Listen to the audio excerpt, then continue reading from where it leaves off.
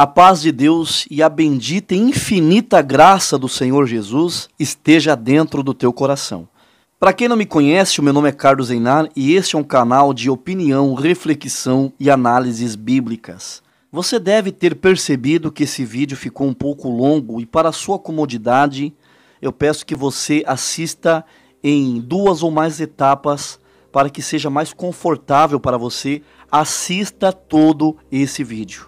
O vídeo de hoje é sobre o real significado da palavra inferno. É um tema polêmico, mas eu já estou calejado de tomar pauladas devido às minhas convicções bíblicas. Convicções que eu adquiri lendo e estudando as Escrituras, que inclusive estudar a Bíblia é uma obrigação de todo cristão.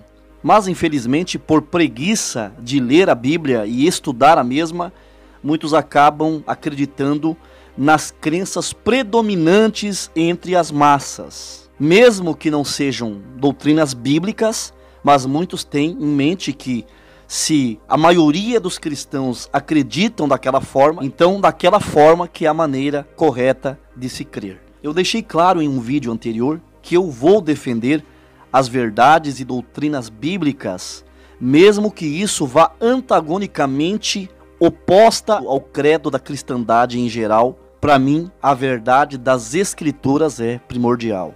Eu não tenho medo de pastor, de ancião, de teólogo e de quem quer que seja. É lamentável, né? Mas eu, por expor verdades bíblicas, eu adquiri muitos inimigos. É como o apóstolo Paulo disse aos Gálatas, capítulo 4, versículo 16. Acaso me tornei inimigo de vocês porque lhes digo a verdade? Então, por expor a verdade da palavra de Deus, eu tenho colecionado aí várias pessoas que não me suportam. Mas isso é de menos. Eu não conheço essas pessoas pessoalmente e também não dependo delas para nada.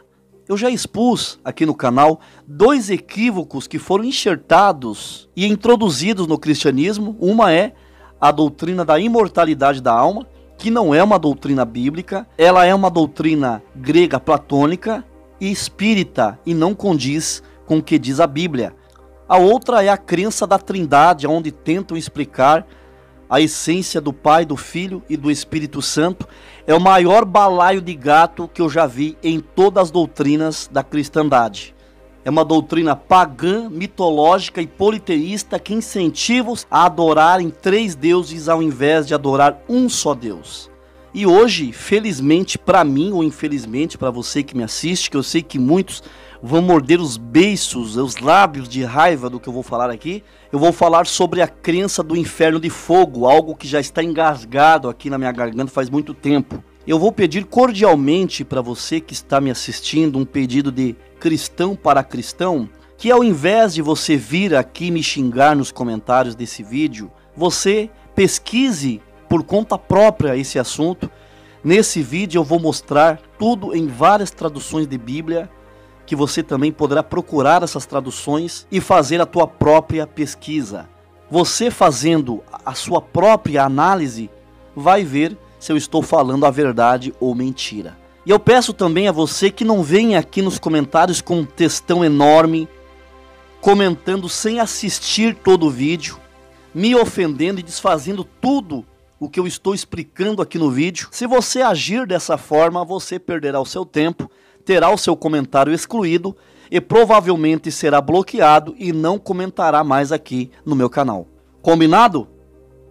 Então ok. Outra coisa que eu quero deixar bem claro aqui, não venha associar a minha exegese bíblica com as testemunhas de Jeová e com os adventistas do 7º dia.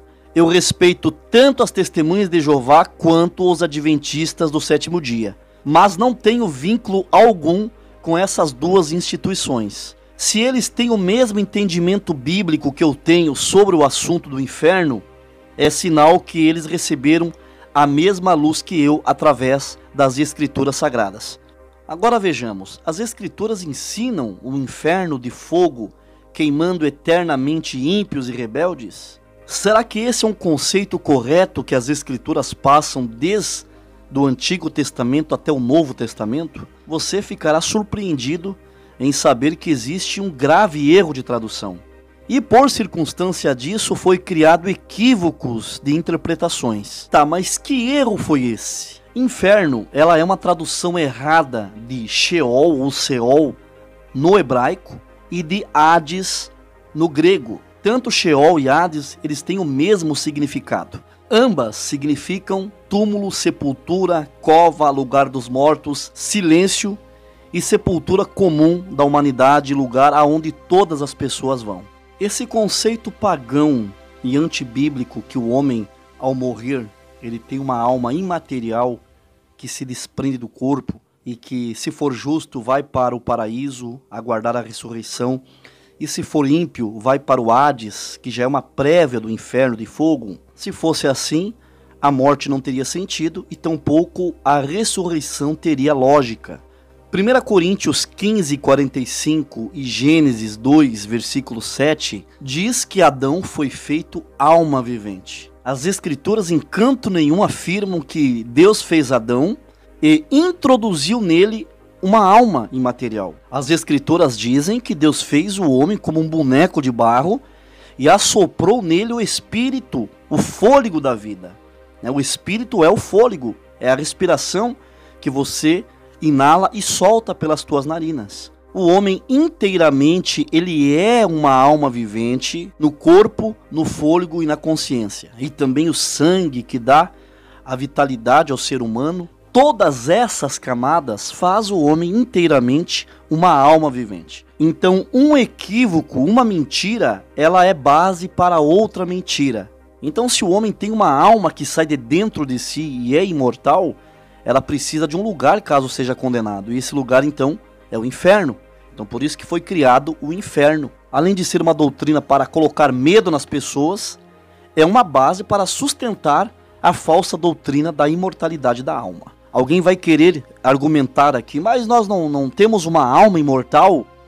Nós morremos na ocasião da morte. O único que possui a imortalidade é Deus, como está escrito em 1 Timóteo 6, versículo 16. E Deus dará a imortalidade no dia da ressurreição para os justos.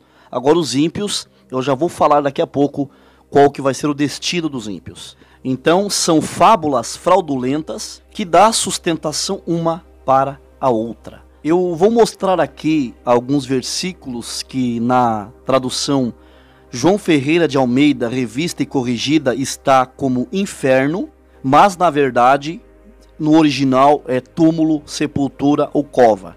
Então eu vou mostrar aqui nas bíblias que eu tenho aqui na minha casa, que são várias, os erros e as diferenças de traduções da palavra Sheol e Hades. Eu vou provar para você que em determinados versículos, quando está a palavra inferno, o real significado ali seria sepultura ou túmulo, tá? Presta bem atenção no que eu vou colocar aqui na tela para você tirar as suas dúvidas.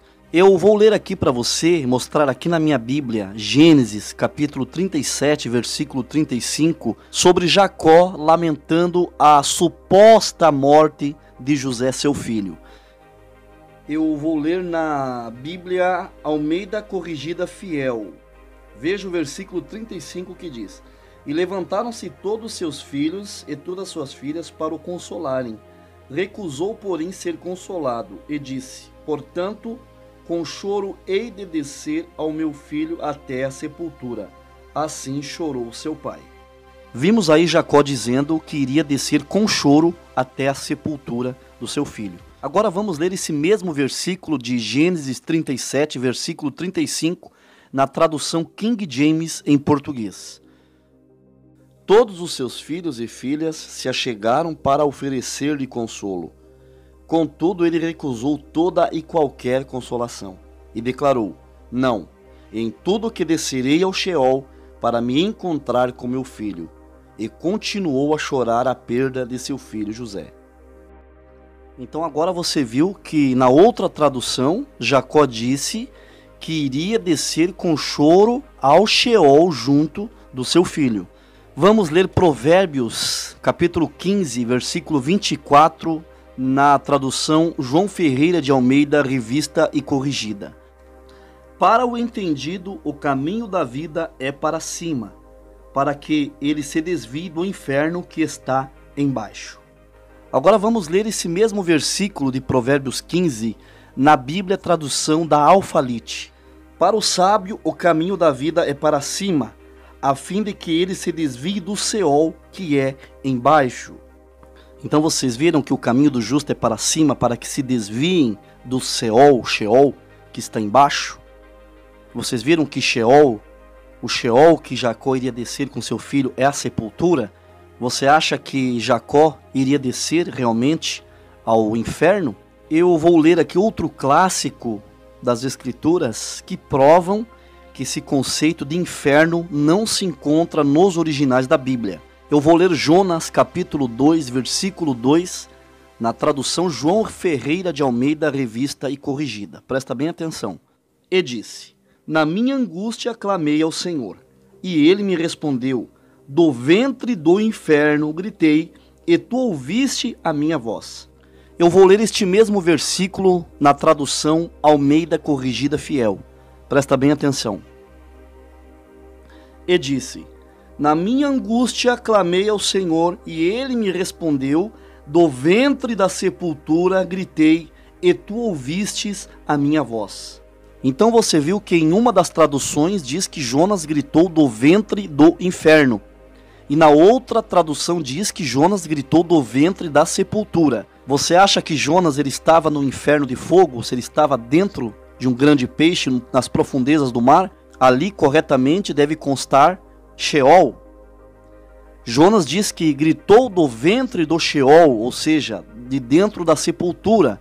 Porque se a baleia não tivesse cuspido Jonas, ele teria sido sepultado ali mesmo, nas profundezas do mar. Então essa é uma das dezenas de traduções equivocadas de Sheol e Hades, que constam nas Bíblias comumente usadas por nós cristãos aqui no Brasil.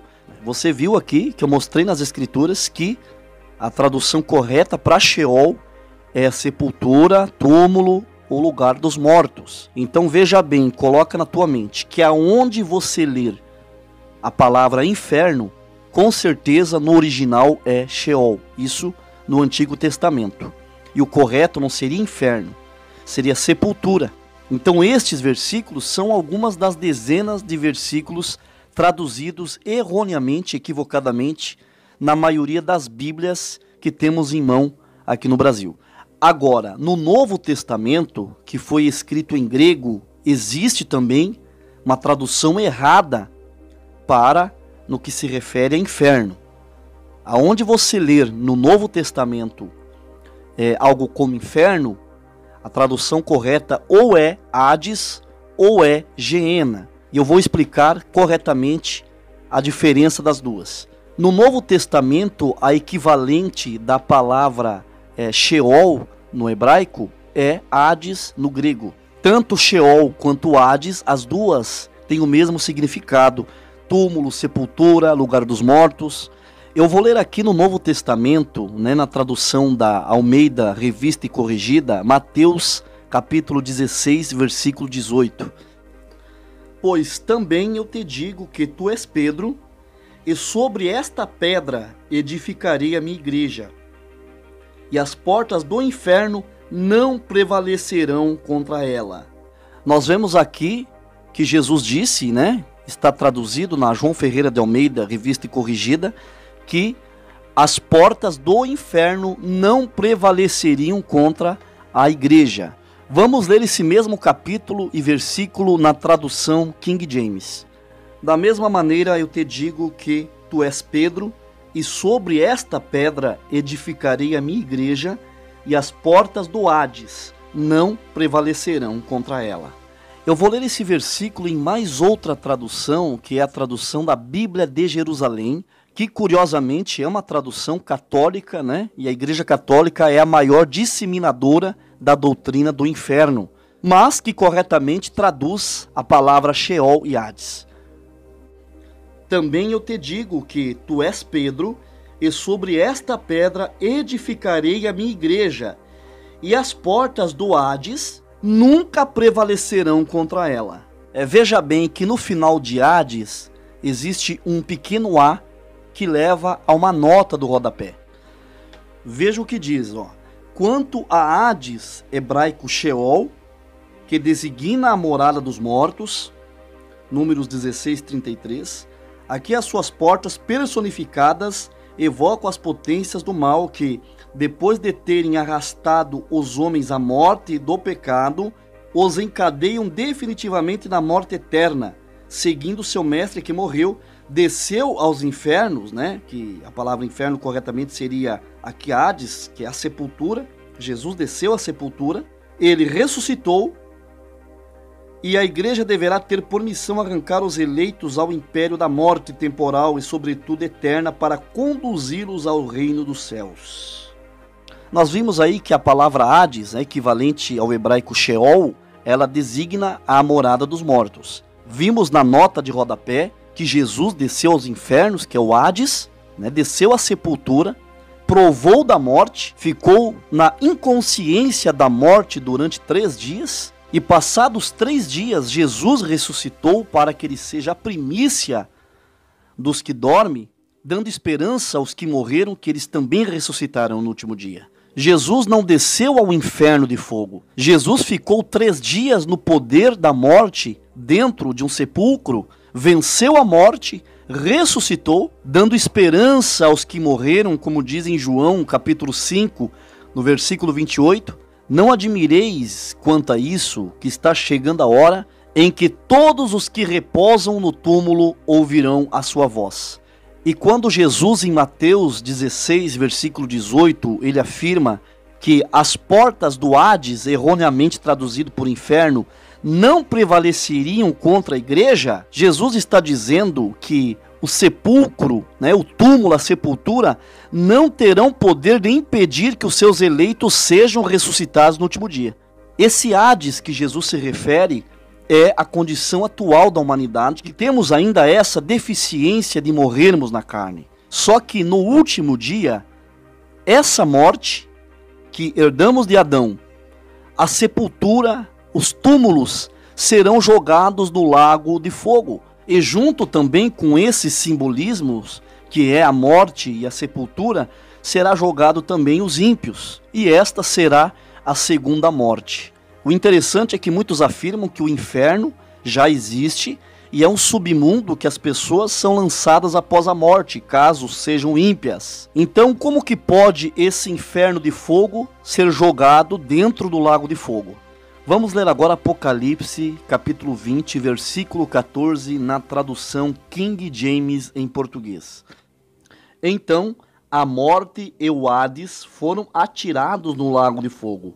Esta é a segunda morte, o lago de fogo. Nessa ocasião, os que não foram achados no livro da vida também foram jogados no lago de fogo e enxofre.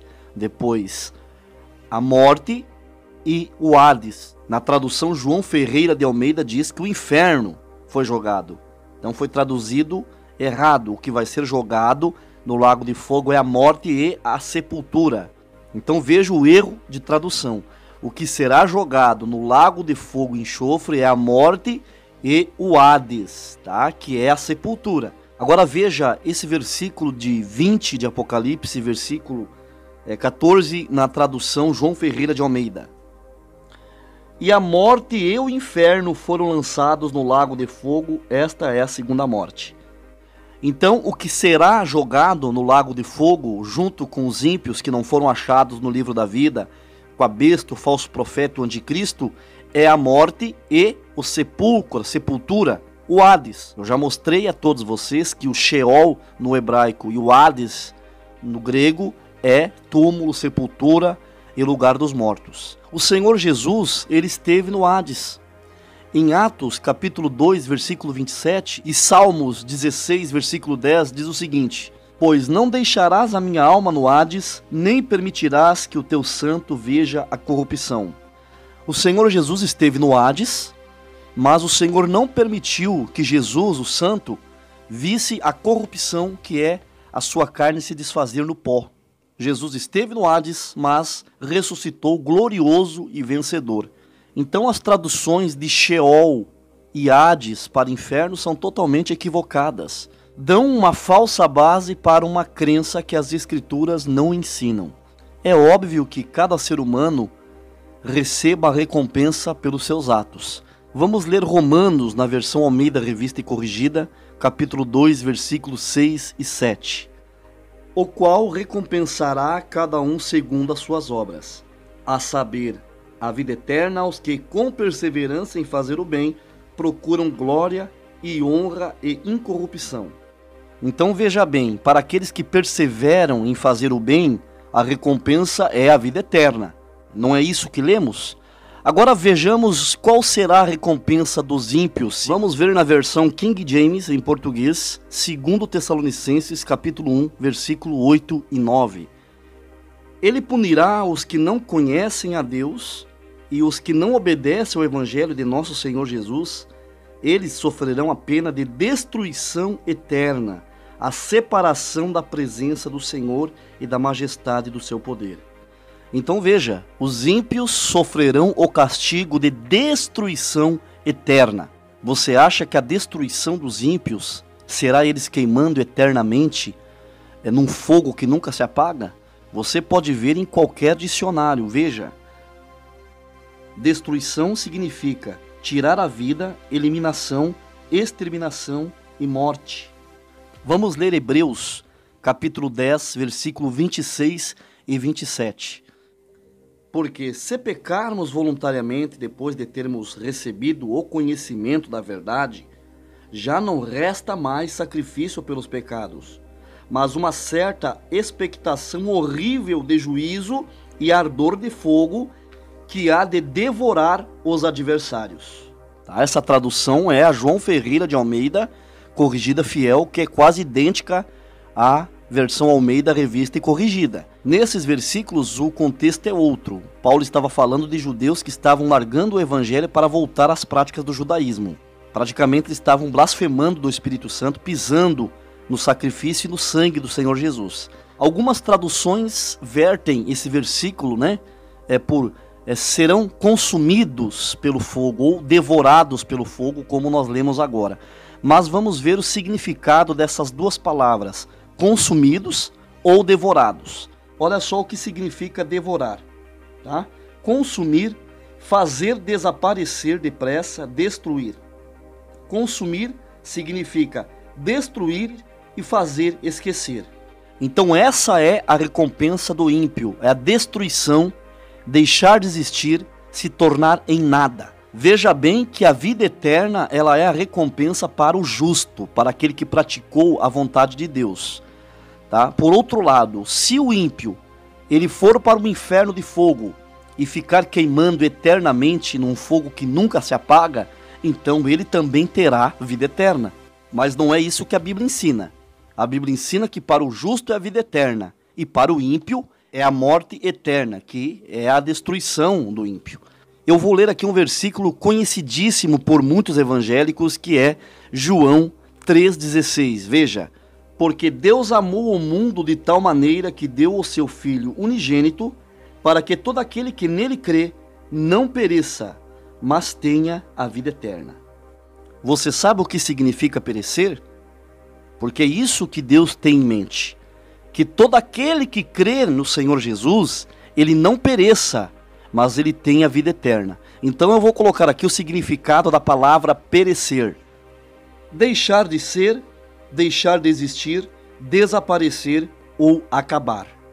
Então quem exercer fé e crer em Jesus Cristo não perecerá, mas terá a vida eterna. Aquele que crer em Cristo e aceitar a sua palavra, a sua verdade, ele não será destruído, não deixará de existir, mas terá a vida eterna. É isso que as Escrituras estão dizendo. Eu quero que você reflita comigo uma passagem de Jeremias, no capítulo 7, versículo 30 ao 31. Porque os filhos de Judá fizeram o que parece mal aos meus olhos, diz o Senhor. Puseram as suas abominações na casa que se chama pelo meu nome, para a contaminarem.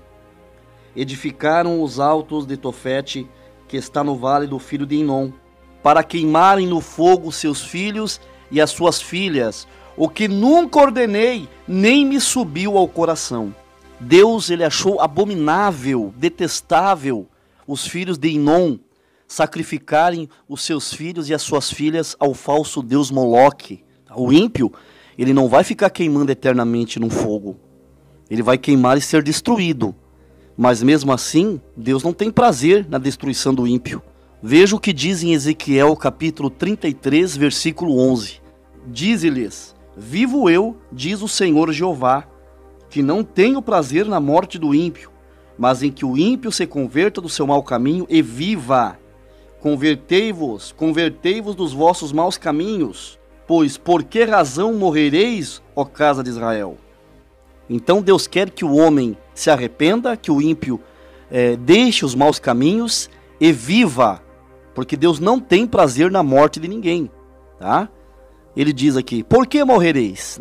Por que que o ímpio continuará nos seus maus caminhos para morrer a morte eterna? Então veja, Deus não tem prazer na morte de ninguém. O castigo final, a destruição dos ímpios, é a retribuição das obras e do caminho que eles próprios escolheram para suas vidas. Eu vou abordar aqui alguns versículos do Novo Testamento que as pessoas usam para basear a sua crença no inferno de fogo. Um versículo muito usado pelos que defendem o inferno de fogo é Mateus capítulo 18, versículo 9. Eu vou ler aqui na tradução João Ferreira de Almeida, revista e corrigida. E se o teu olho te escandalizar, arranca-o e atira-o para longe de ti. Melhor te é entrar na vida com um só olho do que, tendo os dois olhos, seres lançado no fogo do inferno. Será que a tradução correta nesse versículo é fogo do inferno? Vamos ler na tradução Bíblia de Jerusalém, Mateus capítulo 18, versículo 9. E se teu olho te escandalizar, arranca-o e atira-o para longe de ti. Melhor é que entres com um olho só para a vida do que, tendo dois olhos, seres atirado na geena de fogo. Você viu que é melhor entrar na vida com um olho só do que ir com os dois olhos para a geena de fogo? Não é nem inferno e tampouco sepultura ou túmulo. O conceito de geena é diferente de Hades e Sheol, mas foi traduzido por inferno na tradução João Ferreira de Almeida e algumas outras. Será que Jesus aí estava se referindo ao inferno de fogo, um fogo eterno? Não, Jesus não estava falando de inferno de fogo. Jesus estava falando de geena ardente. Eu vou falar para você o que significa geena ardente. Eu li para vocês minutos atrás Jeremias 7, onde Deus fala no versículo 30 ao 31, que ele estava se desagradando e achando abominável o que os filhos de Inom estavam fazendo, sacrificando os seus filhos e as suas filhas no fogo. Então Geena, que é Ge-Inom, é o lugar onde os filhos de Inom faziam esses sacrifícios abomináveis. Esse vale de Inom era um lugar em torno da cidade antiga de Jerusalém. E nos tempos de Jesus, esse lugar se tornou um depósito de lixo, um lugar onde os corpos dos criminosos, depois de mortos, das prostitutas que eram pegas em adultério, eram jogados para serem queimados. E nos tempos de Jesus, esse local, como era abominável pelos judeus, foi usado para queimar os lixos da cidade. Então ali era um cheiro de enxofre constante. E esse fogo nunca se acabava porque a cidade inteira passava o dia inteiro jogando lixo nesse vale. Então era um local para incineração. E Jesus ele usou esse simbolismo para mostrar o castigo final dos ímpios. O fogo ali nesse vale de Ginom, ele não se apagava porque as pessoas jogavam lixos e corpos constantemente. Então era um lugar que o fogo nunca se apagava e o bicho nunca morria. O que era esse bicho? O bicho dos cadáveres que ali eram jogados. Só que os corpos eram jogados ali e se terminavam em cinzas, eram destruídos. Então Jesus ele estava mostrando o castigo e a punição dos ímpios, porque Jesus tinha e tem em mente que a destruição dos ímpios será através do fogo. Jesus em Mateus 10, versículo 28, ele também diz assim: e não tem mais os que matam o corpo e não podem matar a alma. Temei antes aquele que pode fazer perecer no inferno a alma e o corpo. A tradução para esse versículo não é inferno, também é geena ardente. Então Jesus estava dizendo que era para temer aquele que tem o poder de fazer perecer, de destruir o corpo e a vida na sepultura.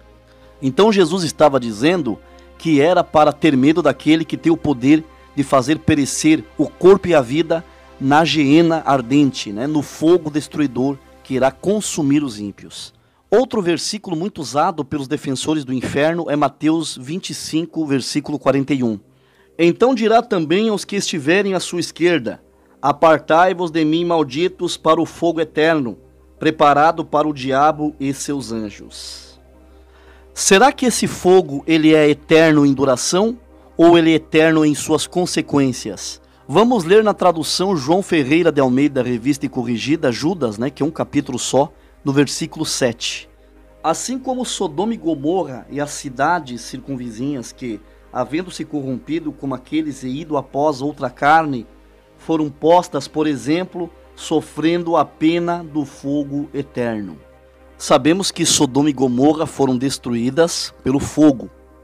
E nós lemos aqui em Judas que Sodoma e Gomorra sofreram a pena de fogo eterno. Me responda, essa pena de fogo eterno para Sodoma e Gomorra, esse fogo é eterno em duração ou em suas consequências? O fogo, ele é eterno em suas consequências.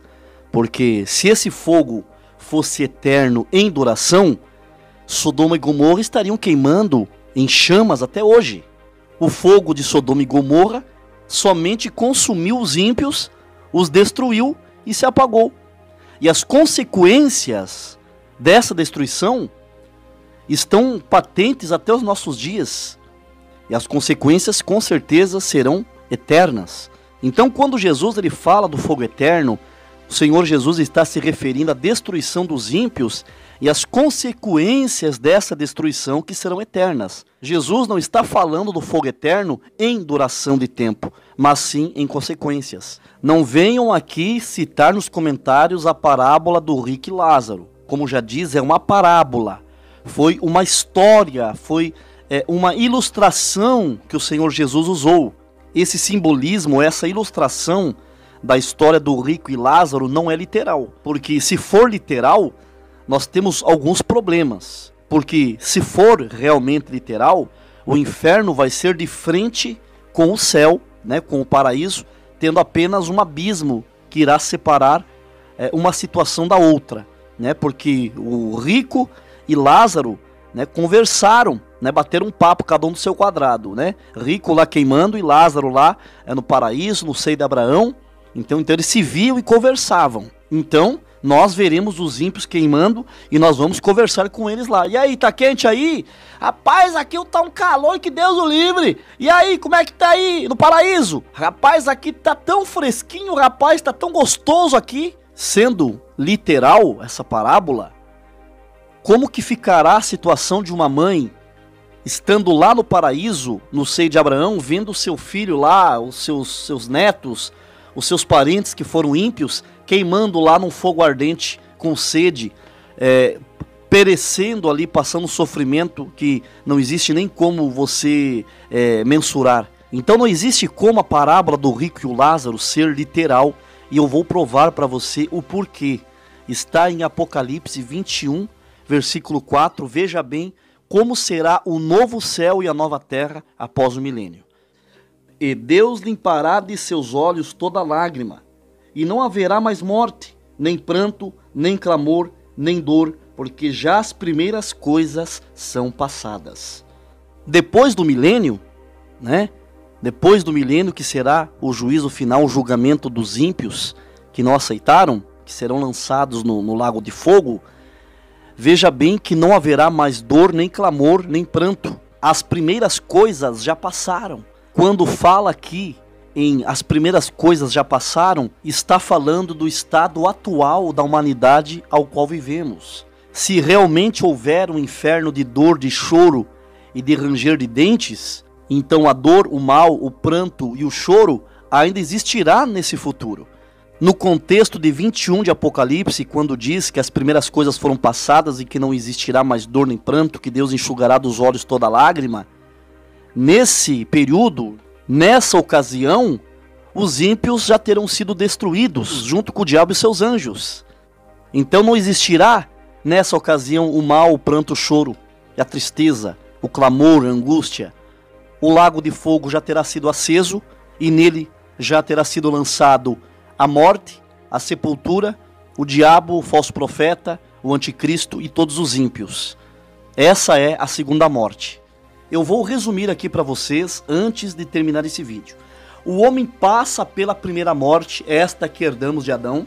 Vamos para o Sheol ou Hades, a sepultura. Ali aguardamos, na inconsciência da morte, a ressurreição do último dia. Sobre estes que ressuscitarão primeiro, não terá poder a segunda morte.